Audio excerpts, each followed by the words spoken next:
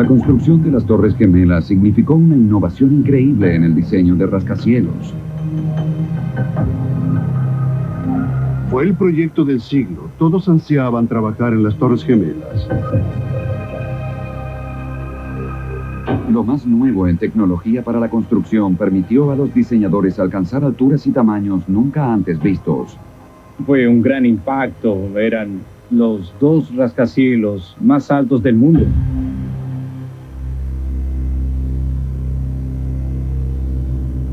Pero llegó el 11 de septiembre de 2001.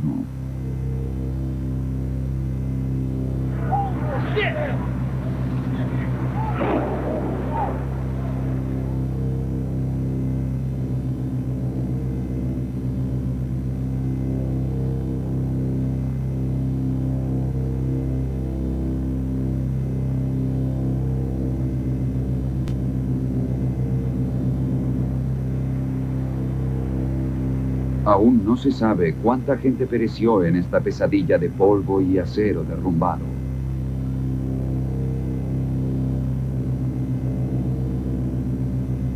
Ahora, mientras despejan el lugar, surgen serias preguntas acerca de estos edificios. ¿Fue el colapso inevitable? ¿Por qué tanta gente quedó atrapada en su interior sin posibilidad de escapar? La nueva evidencia sugiere que las Torres Gemelas eran particularmente vulnerables al ataque y que su diseño impidió que la gente escapara antes de que las torres quedaran reducidas a esto.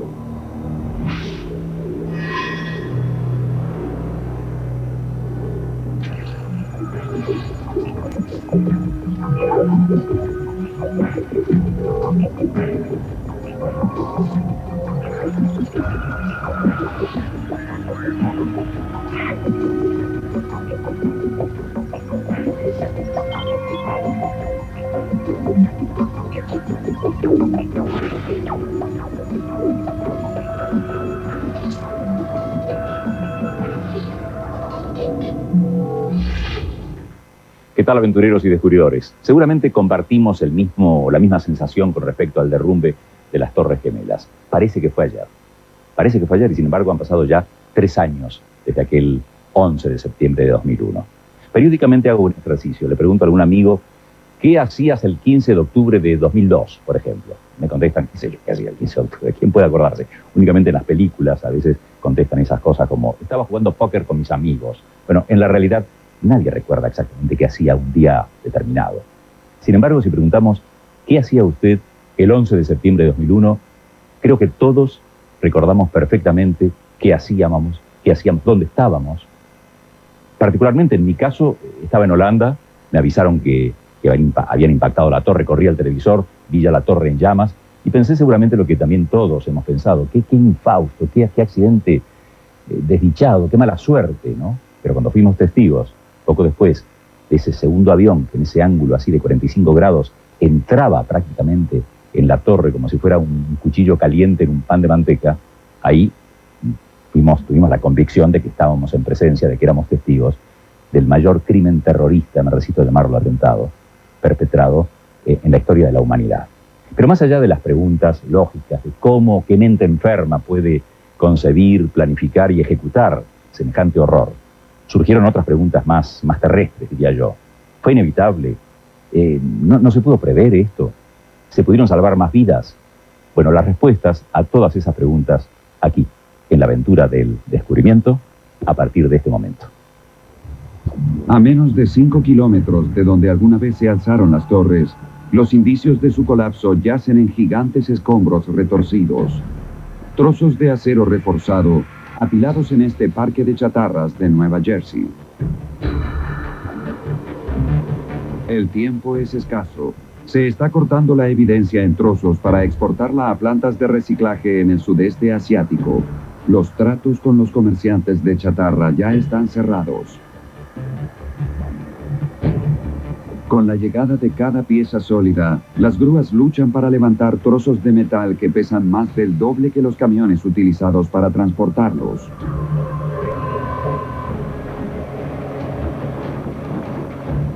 El suelo tiembla cuando los dejan caer desde unos pocos centímetros.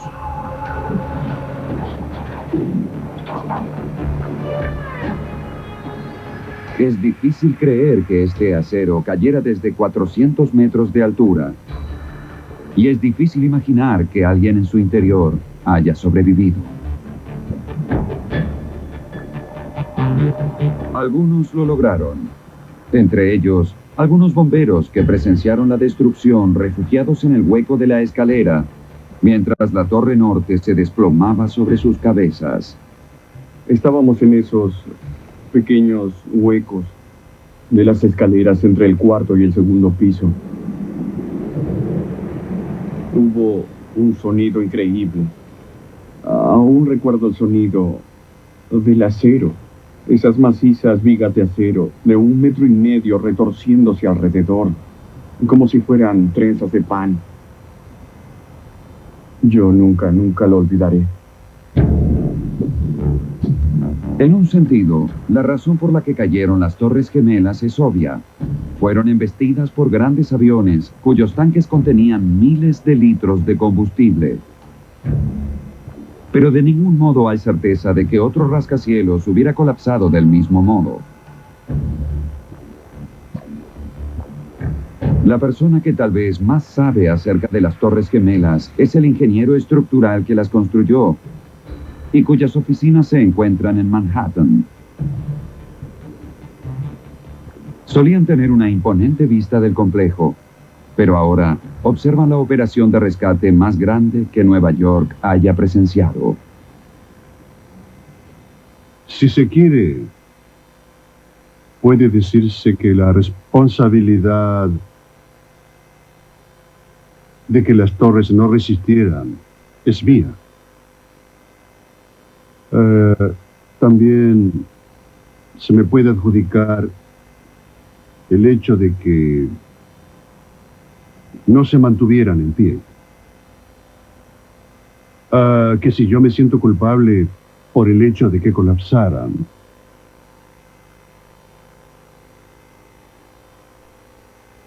Las circunstancias del 11 de septiembre estuvieron fuera de consideración en el diseño.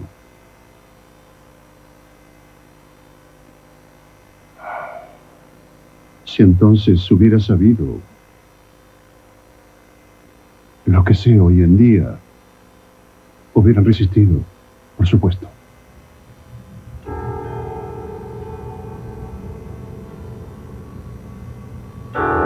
En los años 60, cuando los ataques terroristas no eran una amenaza verosímil, las torres recibieron diversos premios por su diseño, considerado de vanguardia para la época. El modo en que se construyeron y, en cierta medida, el modo en que colapsaron se debió a las demandas extraordinarias inherentes a la escala del proyecto. Tendrían mayor espacio para oficinas que toda la ciudad de Cincinnati. Serían la construcción más alta de una ciudad donde los vientos pueden ser un grave problema. Todo eso para resolver un daño frecuente, la decadencia urbana. A mediados de los 60, los estadounidenses estaban en problemas. Había pobreza y crímenes, disturbios raciales, estaban preocupados por si iban a sobrevivir o no.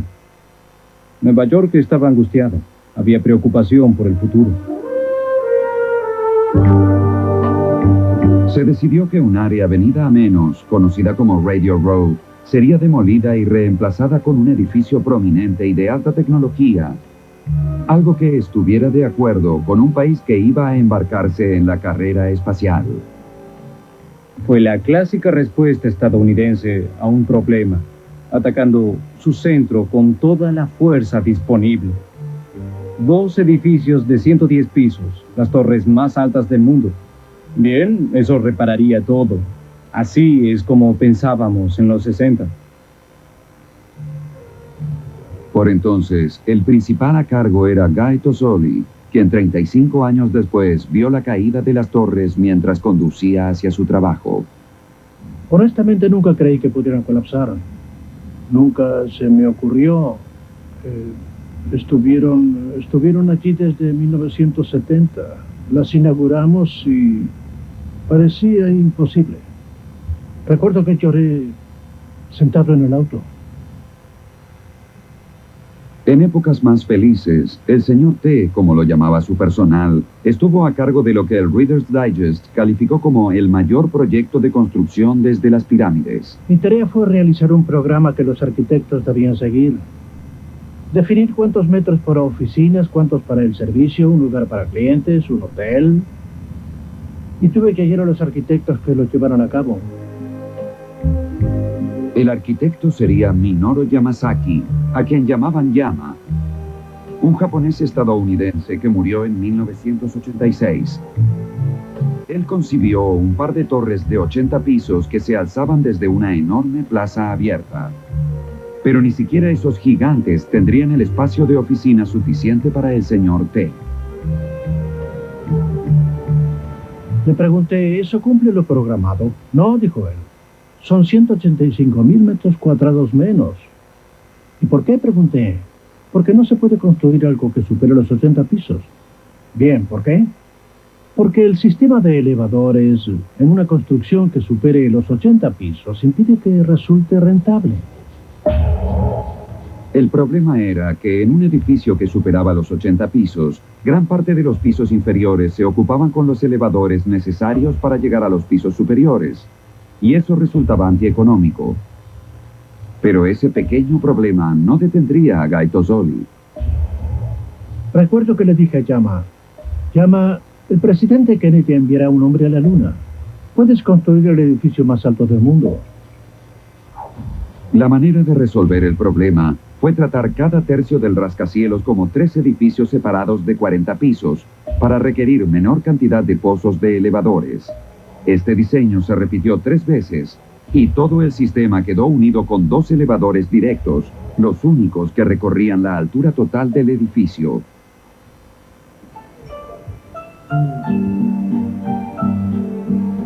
Si uno deseaba ascender a un piso superior de las Torres Gemelas, no viajaba desde la planta baja hasta su piso. Ingresabas a un elevador gigante que subía directo hasta el denominado vestíbulo del cielo, y allí se pasaba a un elevador local que te llevaba hasta el piso deseado.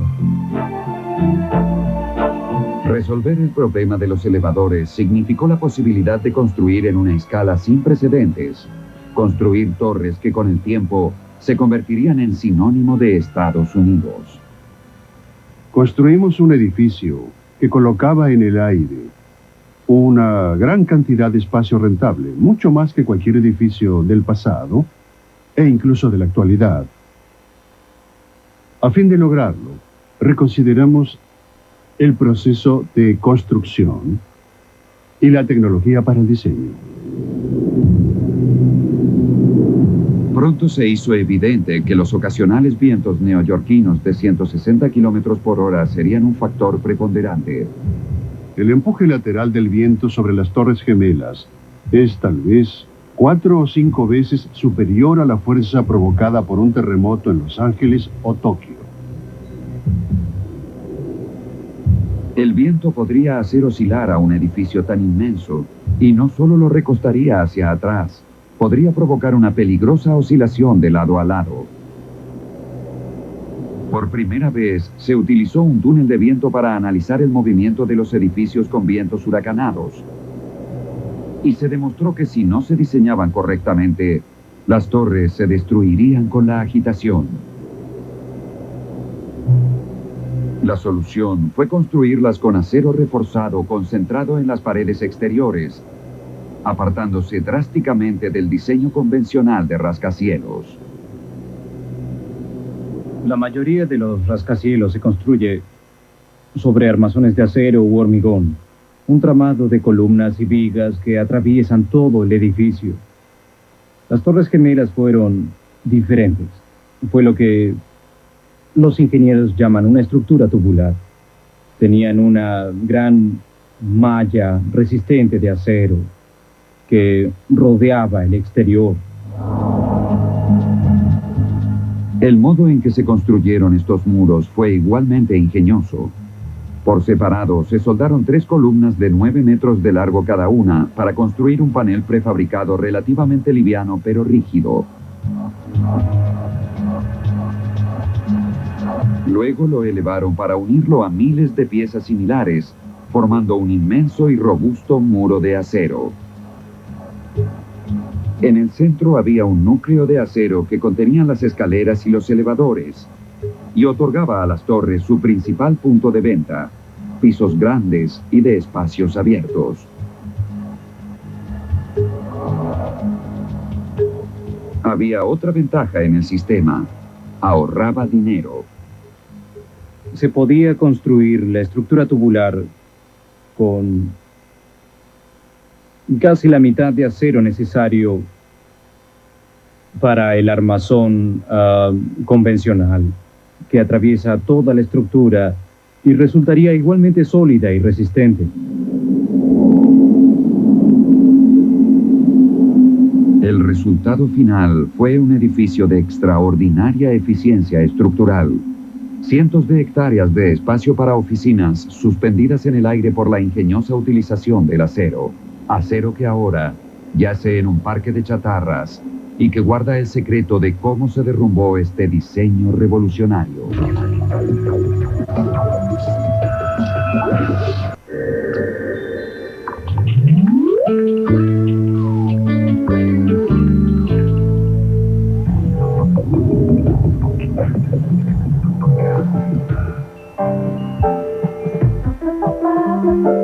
Las Torres Gemelas se construyeron a un ritmo sorprendente, 3 pisos cada 2 semanas. El acero llegó desde todo Estados Unidos y el exterior, justo a tiempo para encaramarse en su nuevo hogar en el cielo. La clave fue la eficiencia, y a cargo del proyecto se encontraba el siempre atareado Guy Tozzoli. Lo primero que hice fue concertar encuentros de 17 minutos. Eso era el máximo de tiempo que podía brindar. Y continué así religiosamente. Y dio resultado. Eso fue muy importante, porque si algo se demoraba, perdíamos $1 millón diarios. Debía finalizarse a tiempo.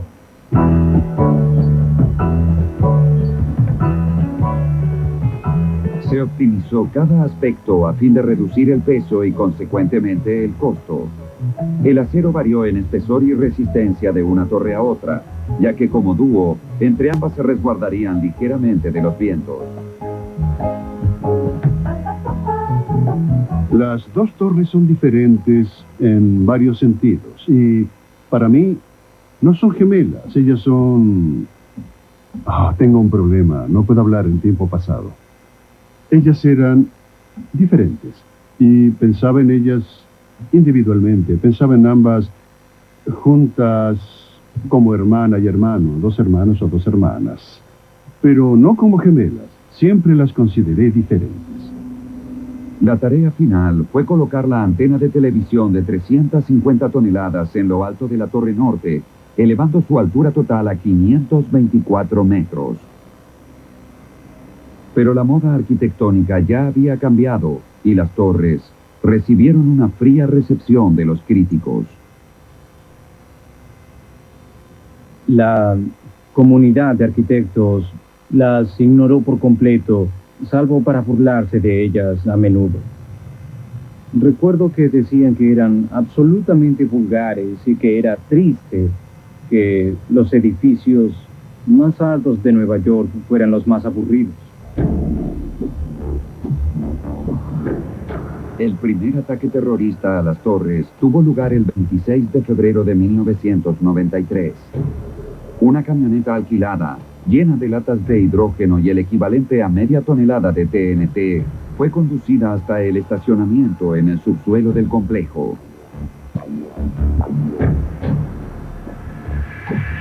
Aunque no había acceso vehicular al interior de las torres mismas, los terroristas se acercaron tanto como pudieron y estacionaron 2 pisos debajo, a unos 2 metros del muro subterráneo de la Torre Norte.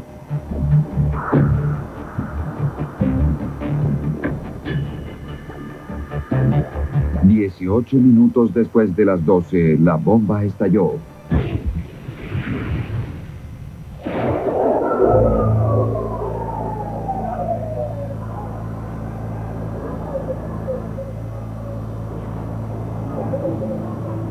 6 personas murieron y 1042 resultaron heridas en lo que hasta ese momento era el mayor ataque terrorista llevado a cabo en suelo estadounidense.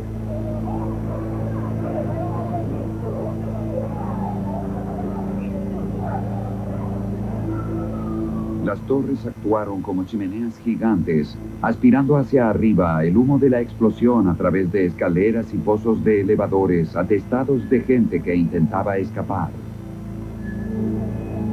La intención fue demoler la base de la Torre Norte y provocar la caída sobre la Torre Sur. Pero los terroristas no calcularon la extraordinaria resistencia de este tubo de acero. La bomba fracasó en su propósito porque explotó fuera del muro perimetral. El estallido apenas destruyó varios pisos del estacionamiento y la zona de maquinarias.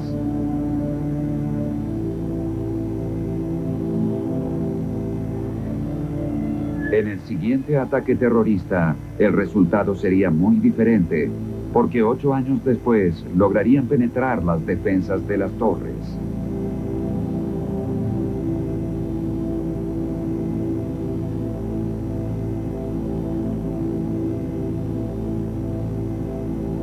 Desde este punto, el diseño de los edificios indicaba que el colapso era inevitable. Cuando el primer avión de 200 toneladas se estrelló contra las Torres Gemelas a 640 kilómetros por hora, parecía que el edificio había sobrevivido al ataque. Pero en realidad, se había producido un terrible daño en el interior, cortando las vitales rutas de escape y comenzando el proceso por el cual las torres cayeron. 6 minutos después de las 9, mientras los espectadores observaban aterrados, impactó el segundo avión.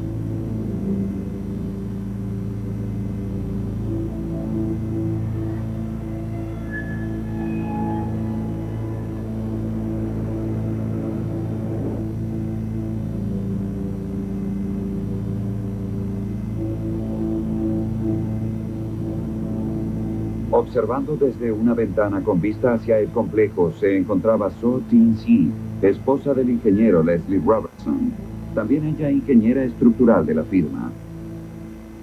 Después del primer ataque, todos nos reunimos en la ventana observando hacia la Torre Norte que se incendiaba. Yo estaba de pie junto a la ventana con otras personas de la oficina cuando vi este avión rojo y azul que se aproximaba y chocaba contra la Torre Sur.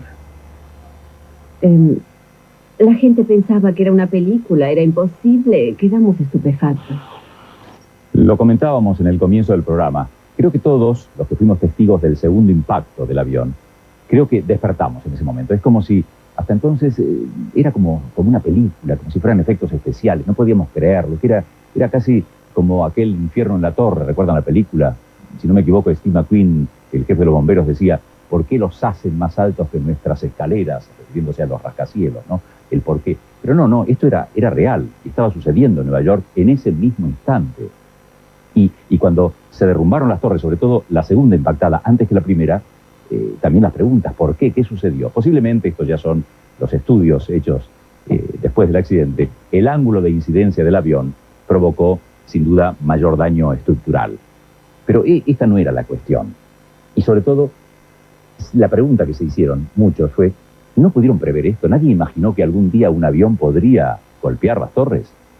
Bueno, en los próximos bloques van a aprender muchas cosas, entre otras que sí, que se pensó eso, pero muchos años antes. Y se pensó con un Boeing 707, menor peso, menor velocidad, menor carga de combustible, porque en realidad lo que hirió de muerte a las Torres Gemelas no fue el impacto de los aviones. Lo digirieron bastante bien el impacto. Lo que no pudieron soportar fue el enorme fuego, los 800 grados de calor generados por ese infierno. Sigan con nosotros en esta anatomía de un colapso.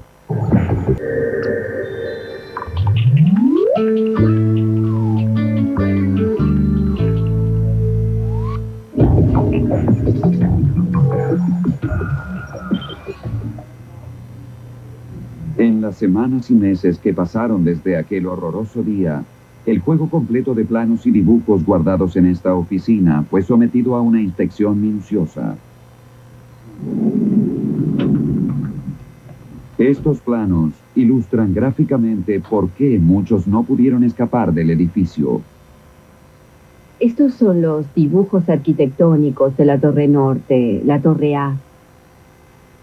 Y este es el piso 94, muy cercano a los pisos de impacto. El avión ingresó desde el lado norte y golpeó de costado el núcleo que se extiende desde aquí hasta aquí y de acá hasta acá.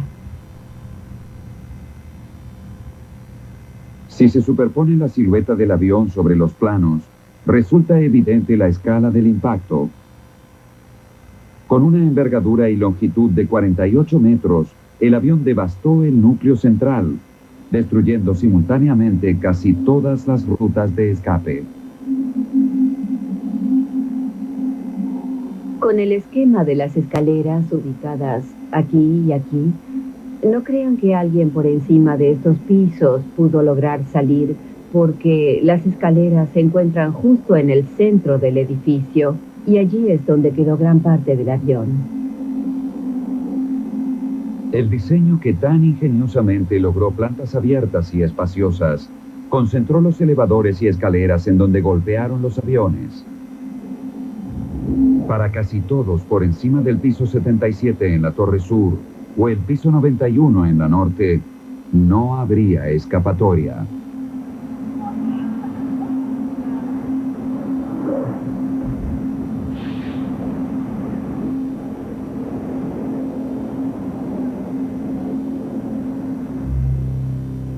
Los aviones también dañaron los huecos de los elevadores y derramaron toneladas de combustible, provocando incendios en todo el edificio. El ascensorista Kelly Badillo se encontraba en la Torre Norte cuando chocó el primer avión. Creo que en algunos de los elevadores, en los inferiores, se cortaron los cables que los sostienen o algo porque descendieron volando. Los que estábamos allí podíamos oír el viento, como un túnel de viento.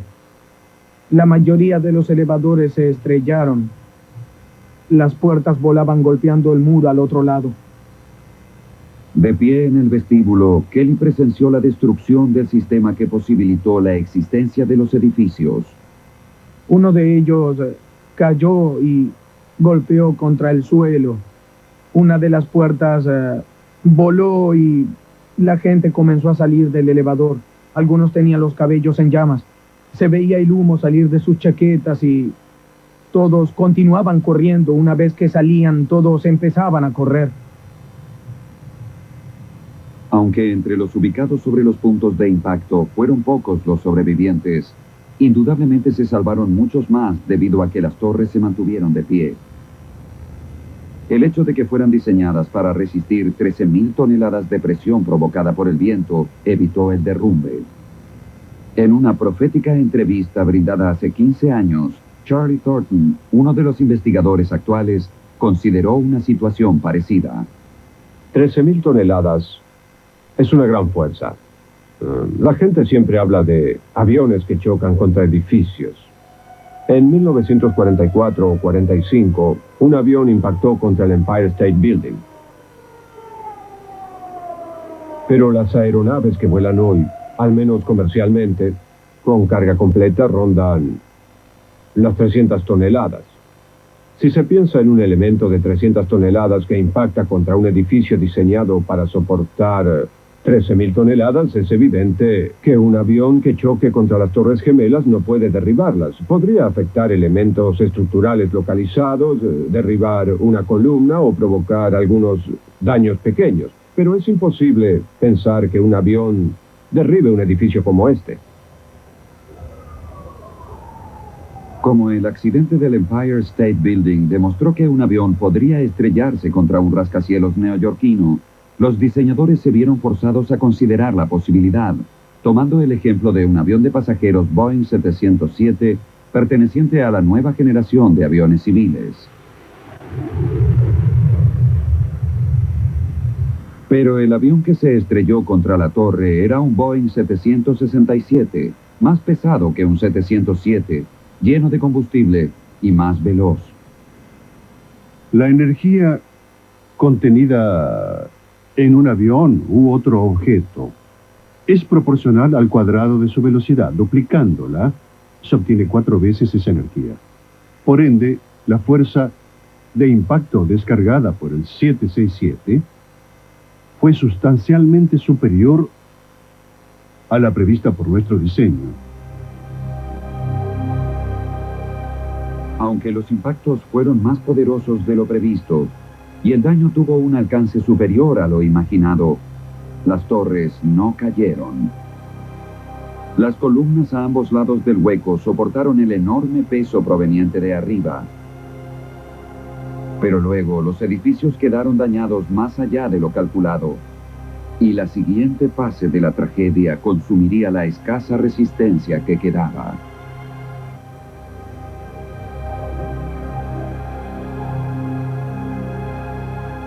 Eran los edificios más altos de Nueva York. Cada piso tenía casi media hectárea de superficie. Y observábamos emanaciones de humo en por lo menos los últimos 20 pisos, tal vez más.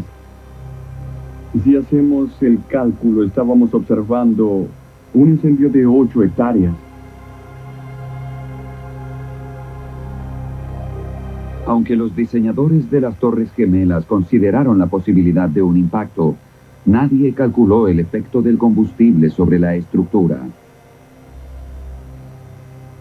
Por lo que yo sé, no se consideró el combustible del avión en términos de una gran explosión o un gran incendio.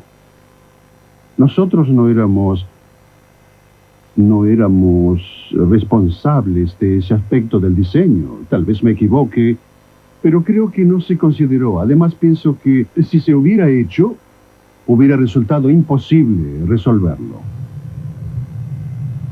Con miles de litros de combustible de avión en llamas, cientos de bomberos fueron enviados, aunque en realidad la escala y el diseño de los edificios indicaban que era poco lo que se podía hacer. Un típico equipo de bomberos puede extinguir aproximadamente 230 metros cuadrados. Es un área de 2 por 10 metros, y con 2 equipos, ubicados a ambos lados, se pueden extinguir alrededor de 460 metros cuadrados de incendio. Los pisos de las Torres Gemelas poseen 3.700 metros cuadrados. Construyeron estos elevados edificios de oficina con pisos amplios y se generaron espacios de casi 10 veces lo que es posible extinguir con unas mangueras. La naturaleza y gravedad de un incendio depende del tipo de material que se quema, y predecir cómo afectará a un edificio es el campo de expertos llamados ingenieros de incendios.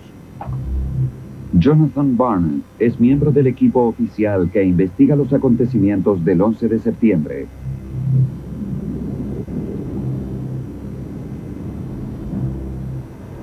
Realizaremos una demostración con 3 tipos diferentes de combustión. Observaremos la combustión de la madera, y esto representa cómo se quema la madera y el papel. Veremos cómo se quema este combustible y observaremos estos vasos de polietileno que representan el mobiliario que podemos hallar en una oficina, hecho principalmente de plástico. Aunque todos los materiales se queman a la misma temperatura, el queroseno y el plástico poseen un mayor potencial de destrucción. La diferencia reside en la energía que liberan. La combustión del líquido inflamable libera el doble de energía que una madera en llamas. La misma masa de material duplica la velocidad. Es decir, que libera 4 veces la cantidad de calor en el mismo tiempo. Ese es el parámetro clave. Cualquier estructura de acero desprotegido sometida a un incendio altamente energético resultará gravemente dañada, como lo demostró la prueba realizada por British Steel en 1995. Quemaron una gran cantidad de muebles de oficina para ver qué sucedía con las vigas de acero que soportaban el techo. Cuando el acero desprotegido se calienta, se debilita. No es que se derrita. Los incendios normales no son suficientes para derretir el acero. Incluso utilizando un combustible inusual como el querosene, no se obtendrán temperaturas suficientes para derretirlo. Pero lo que sucede es que comienza a perder resistencia. En ese momento comienza a combarse y pierde resistencia y se curva. Entonces no puede soportar el peso. Esa fue la mayor prueba de este tipo realizada y demostró cómo un normal incendio de oficina puede deformar al acero desprotegido. Pero como es frecuente en los edificios de acero, las vigas estructurales solo se curvan lenta y progresivamente. Eso imposibilita un colapso repentino. Hasta ahora, en 20 años, jamás había visto que una estructura de acero protegido colapsara en un incendio.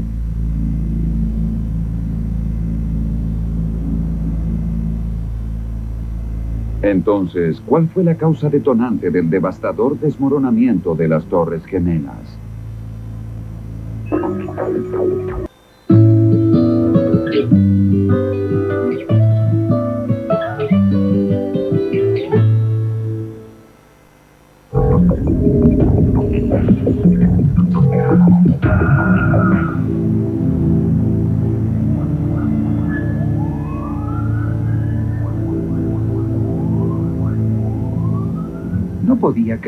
No podía creer que cayeran de ese modo.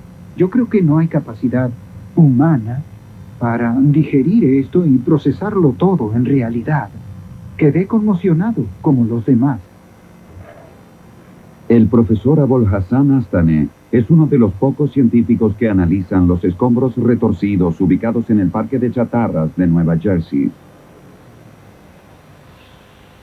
Él estudia el estado de las columnas de acero en un intento por descubrir cuál fue el mecanismo del colapso.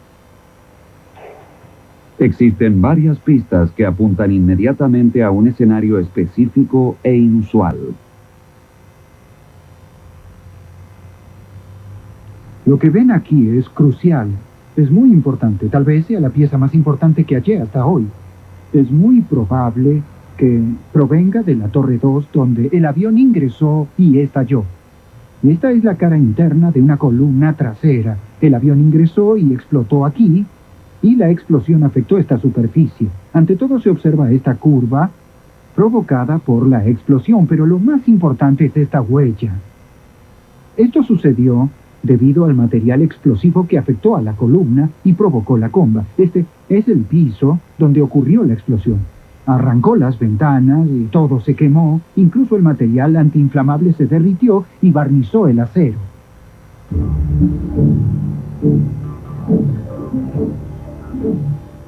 El material antiinflamable de las Torres Gemelas es un material seco y frágil hecho con fibras minerales. Diseñado para proteger al acero contra el calor, aparentemente voló con las ráfagas del impacto. Examinaron todas las piezas de acero de este parque y es muy escaso el material encontrado. Como pueden ver, esta pieza se quemó. Se observa el efecto del humo y el fuego. Quedó algo del material antiinflamable, pero no demasiado. De modo que, cuando el edificio se quemó, ya no estaba este material. La falta de material antiinflamable significó que el acero fuera vulnerable a la combustión del querosene. Pero lo que más intrigó a los investigadores es que haya provocado un efecto desastroso en una zona particular de la estructura, el soporte de los inmensos y amplios pisos. El sistema de pisos fue inusual para su época. En lugar de las gruesas vigas de acero utilizadas normalmente, los pisos se apoyaron sobre livianas estructuras denominadas tramados. Sobre ellos se colocaba una plancha de acero para formar paneles prefabricados que luego se alzaban hasta su posición. En cada extremo quedaban amarrados a soportes soldados en los muros. Una vez en su lugar, cubrían cada planta con una capa de concreto de 10 centímetros. Gracias a este sistema, la torre pudo construirse velozmente, ya que cada piso era preensamblado en tierra. Pero la desventaja de los tramados es que son vulnerables a los incendios. No hay técnica de construcción más letal para los bomberos que los tramados. En el servicio sabemos que no debemos confiar en los tramados, porque fallan durante un incendio. Por ejemplo, hace 40 años, los ingenieros de incendios nos dijeron que un tramado desprotegido se debilita a los 5 o 10 minutos de exposición al fuego. Los tramados son altamente eficientes y extremadamente fuertes para su peso, pero debido a su liviandad se recalientan rápidamente. Y a menos que posean una buena protección, comenzarán a curvarse y deformarse. Desaparecido el material antiinflamable, el tramado fue el primer afectado por el infierno desatado en las torres.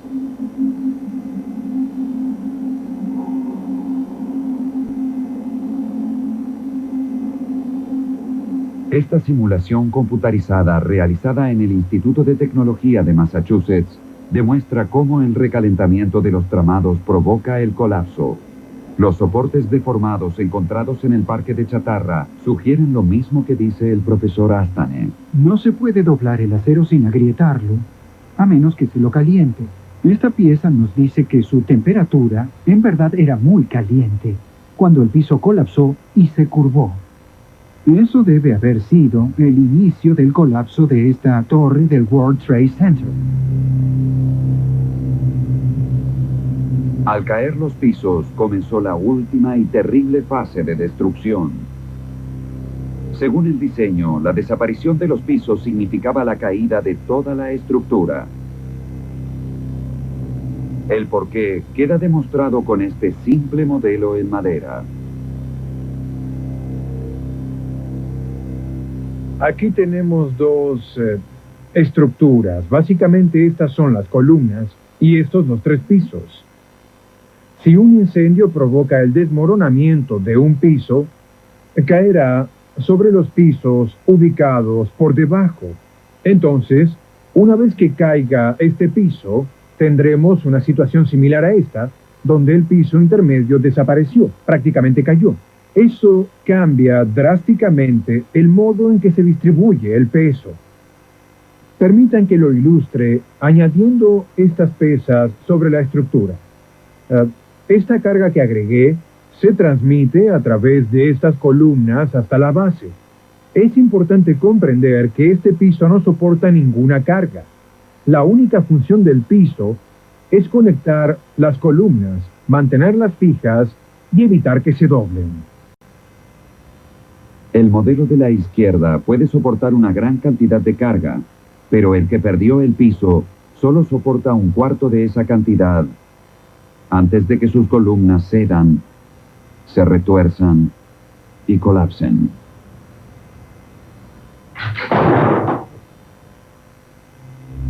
Ese es el mecanismo que probablemente provocó el colapso de las Torres Gemelas. El fuego destruyó los pisos y mantuvo de pie al edificio. Después de arder durante 53 minutos, la Torre Sur colapsó en 11 segundos.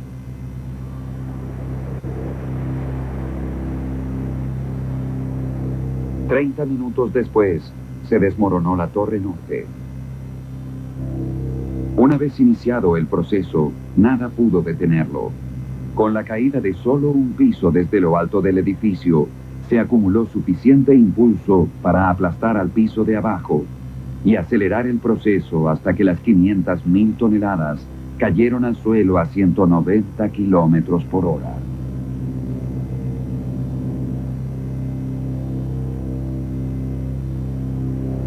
Las Torres Gemelas fueron edificios extraordinarios que enfrentaron un ataque excepcional. Ahora parece que su diseño atrevido e innovador selló su propia destrucción. Soy un ser humano. Tengo problemas para dormir. Es muy duro.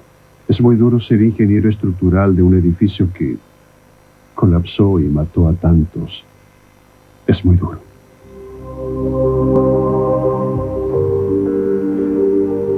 Solo esperamos que a partir de este terrible acontecimiento surja una mejor comprensión de cómo se comportan los rascacielos ante grandes incendios. Además, protegerlos de ataques terroristas debe ser una prioridad.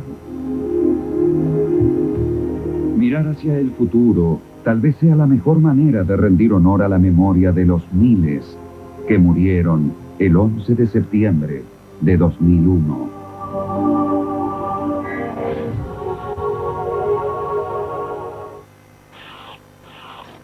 Lógicamente, la polémica estalló el día después. ¿Qué hacer con ese ground zero? ¿Qué hacer en ese ground zero, en esa zona cero? Y miles de neoyorquinos manifestaron que lo mejor era no hacer nada, efectivamente. Ese era el mejor homenaje para todas las víctimas. Pero como imaginarán ustedes, hay muchos intereses económicos de por medio, e inmediatamente se lanzó el concurso para la reconstrucción, concurso al que se presentaron muchos proyectos y que ganó el de un polaco, un controvertido arquitecto polaco llamado Daniel Libeskind, famoso entre otras cosas por la dimensión alegórica de sus obras. Y hay un dato interesante. La torre, se va a destacar una torre en forma de espiral en este complejo, va a medir exactamente 541 metros. Usted preguntará a lo mejor, ¿y ese metro qué significa? ¿O por qué 541 metros? Bueno, es la traducción de 1776 pies. Y es así, es una cifra que para los norteamericanos significa mucho. Es el año de la independencia. Comienzan las alegorías. Y habrá dos parques, en forma de X, en los cuales todos o cada 11 de septiembre, entre las 8:46 y las 10:28, el lapso que me dio entre el primer impacto y el derrumbe de la segunda torre, el sol no dará sombra. Otra alegoría. A lo mejor usted tiene algún dato más interesante también para aportarnos. Sabe cómo hacerlo, ¿no? Nuestro correo electrónico es descubrimiento@infobae.com. Ahí esperamos los mensajes y aquí los esperamos dentro de una semana, en la aventura del descubrimiento. Hasta entonces, chao.